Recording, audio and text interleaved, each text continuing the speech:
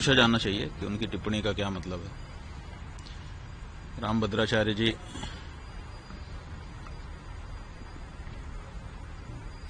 सबकी निंदा करते हैं। पूरी के शंकराचार्य के बारे में कहा है कि रामचरितमानस में तुलसीदास जी ने जिस तुलसी पीठ पर वो बैठे हैं उसी तुलसीदास जी महाराज ने रामचरितमानस में लिखा है, सब कर निंदा जे नर करहीं ते चमगादड़ होई अवतरहीं। तो सबकी निंदा करने से चमगादड़ की योनि में जाना पड़ता है, ये बात तुलसीदास जी महाराज कह रहे हैं। और उन्हीं तुलसी जी के नाम पे पीठ बना करके बैठे हुए रामभद्राचार्य जी सबकी निंदा कर रहे हैं। क्या उन्होंने ये एक चौपाई पढ़ी नहीं है या फिर उस चौपाई के कुछ और अर्थ उन्होंने समझ लिए हैं, ये तो उनसे चर्चा करने पर ही पता चलेगा।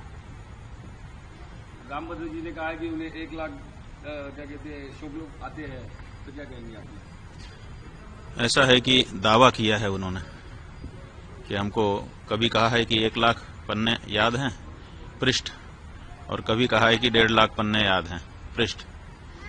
तो अब 1 लाख पृष्ठ याद हैं कि 1.5 लाख पृष्ठ याद हैं, इसकी कोई परीक्षा तो हुई नहीं है। दावा उन्होंने जरूर किया है। उन्होंने 3 दावे, वैसे तो अनेक दावे किए हैं, लेकिन 3 प्रमुख दावे हैं। एक उनका दावा है कि मुझे 1.5 लाख पृष्ठ याद है, कंठस्थ है। दूसरा उनका दावा है कि हमको 23 भाषाएं आती हैं। और तीसरा उनका दावा है कि मैंने राम जन्मभूमि में जो गवाही दी उसके कारण फैसला हो गया।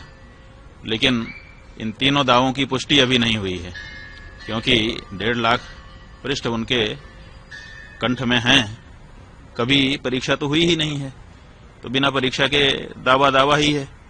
इसलिए हम चाहेंगे कि 1.5 लाख पृष्ठ कौन कौन से हैं उनको निकाल के एक जगह पे रखें और फिर लोगों को आमंत्रित कर दें कि आइए, जिसको किसी भी प्रश्न से पूछना हो हमसे पूछिए, हमको सब कंठस्थ है। 150 पृष्ठों से 1.5 लाख पृष्ठ याद हैं, तो कम से कम 150 पृष्ठ एक बार पूछ लिए जाएं कोई भी पृष्ठ, और उसके बाद अगर वो सब सुना देते हैं तो सब लोग जय जयकार करेंगे, हम लोग भी जय जयकार करेंगे, है ना। ये विश्व के लिए बड़ा अचंभा होगा कि हमारा एक संत 1.5 लाख पृष्ठ कंठस्थ करके बैठा है। तो हम चाहेंगे कि अब ये मौका आ गया है कि वो 1.5 लाख पृष्ठ कौन कौन से हैं छांट दें और उनको एक मेज पर सजा दिया जाए और फिर लोगों को बुला लें। 150 पृष्ठ केवल पूछे जाएंगे। अगर 150 पृष्ठ कंठस्थ उनको हो गए उनमें से, तो हम लोग मान लेंगे कि सब कंठस्थ हैं। वो कहते हैं कि 23 भाषा हमको आती है। अभी तक उनका कोई भी वीडियो YouTube पर खोजने से हिंदी के अलावा दूसरी भाषा में मिलता नहीं है। तो अगर 23 भाषा आती होती तो 23 भाषा में उनका कोई न कोई प्रवचन होता कहीं न कहीं। तो 23 भाषा कौन कौन सी है उसकी सूची वो बता दें। तो 23 उन भाषाओं के जो विद्वान हैं उनको हम लोग भेजेंगे। 40-40 मिनट का एक संवाद उसी भाषा के विद्वान के साथ उनका हो जाए।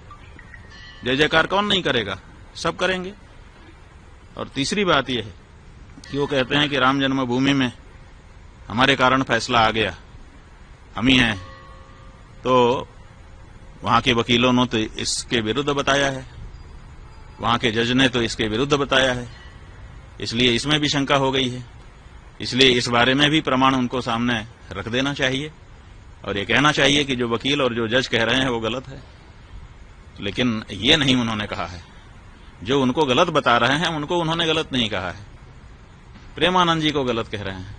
और प्रेमानंद जी क्यों गलत हैं? क्योंकि वो संस्कृत नहीं बोलते हैं। तुलसीदास जी जिनकी पीठ पर आप स्वयं बैठे हुए हो, उन्होंने भी तो अवधी भाषा में रामचरितमानस लिख दिया। संस्कृत में क्यों नहीं लिखा उन्होंने?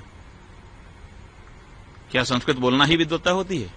क्या गोस्वामी तुलसीदास जी विद्वान नहीं थे कि वो अवधी भाषा में महाकाव्य की रचना कर रहे थे, अवधी भाषा में राम जी के गुणगान कर रहे थे? अगर संस्कृत में बोलना ही विद्वत्ता है तो इस सिद्धांत के अनुसार तो तुलसीदास जी भी विद्वान नहीं आपकी दृष्टि में होंगे, क्योंकि उनका तो सारा का सारा साहित्य, चाहे वो बरवे रामायण हो, चाहे वो गीतावली हो, चाहे कवितावली हो, चाहे हनुमान चालीसा हो, चाहे बजरंग बाण हो, छोटे से छोटा बड़े से बड़ा रामचरितमानस, सब कुछ अवधी भाषा में है।